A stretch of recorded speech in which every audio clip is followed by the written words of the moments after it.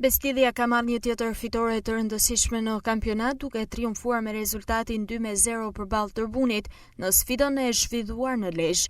Skuadra vendase e nisi takimin me ritëm të lartë dhe arriti të zhbllokojë rezultatin në minutën e 24. Ishte Kruja ai që kaloi lezhjanët në avantazh, duke finalizuar me saktësi dhe duke i dhënë qetësi lojës së ekipit të tij që në pjesën e parë.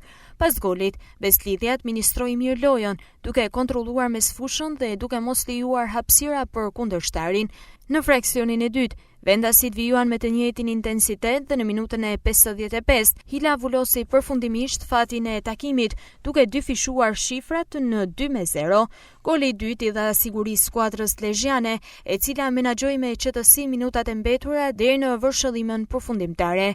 Në përfundim të ndeshjes, trajneri i Bestlidhjes Elvis Plori u shpreh i kënaqur me lojën e ekipit që drejton, pavarësisht disa rasteve të humbura. Për mua janë të rëndësishme pikë, jo vetëm për mua, por për të gjithë, sepse duke ditë edhe situatën e kategorisë dytë, pra nuk duhet të gabojmë, duhet të vazhdojmë me këtë ritëm. Më vjen mirë që nuk po psojmë gol.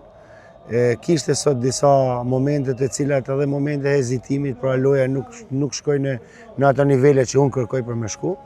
Gjithsesi pat edhe sekuenca të mira, pra pat kombinime të mira mes lojtarëve, finalizimet e disa raste lajnë për të dëshiru.